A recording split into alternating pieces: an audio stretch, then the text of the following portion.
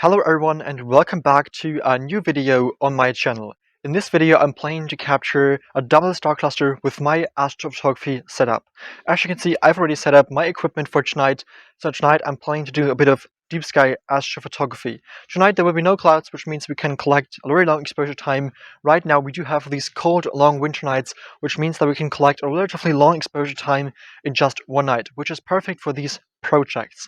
I've captured the double star cluster a few years ago with my bigger telescope and a DSLR camera, but tonight I'm planning to capture this double star cluster once again with my new astrophotography setup.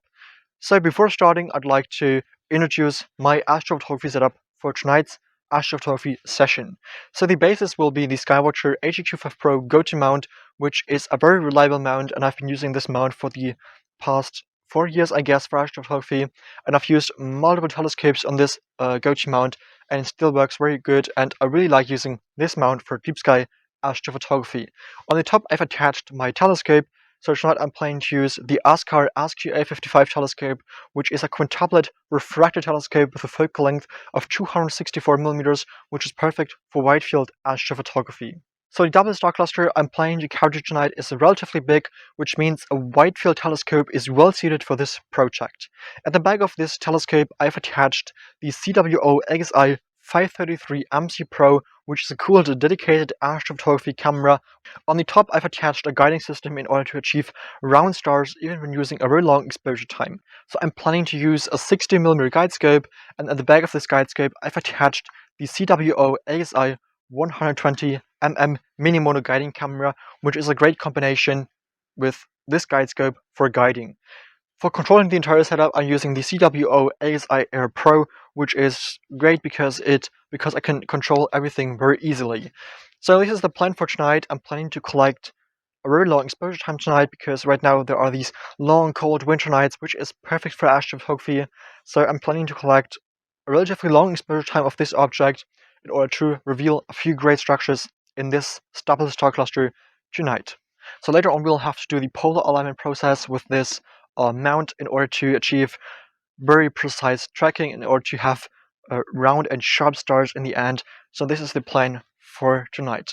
So tonight I'm planning to use an exposure time between 3 and 5 minutes, depending on the conditions later on. So this is what I'm planning to do later on. As I have mentioned, we need to do the polar alignment process later on.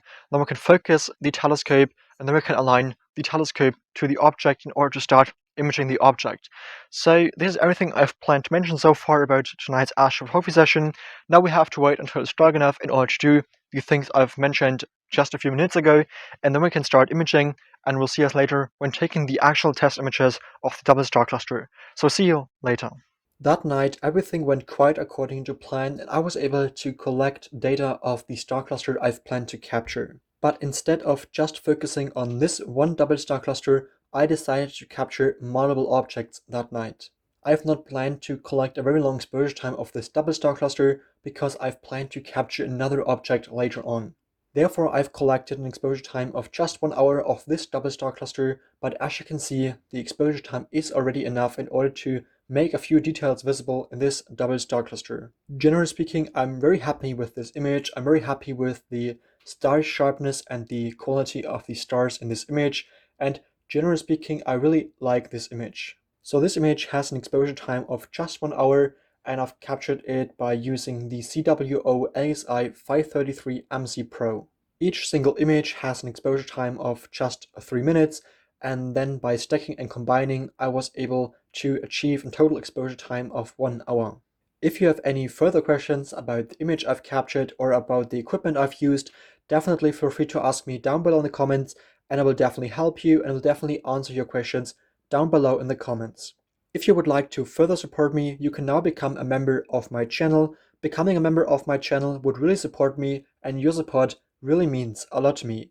If this video was interesting and helpful to you, I would really appreciate a like and a subscription. Otherwise, thank you so much for watching, and until next time. Clear skies, Felix.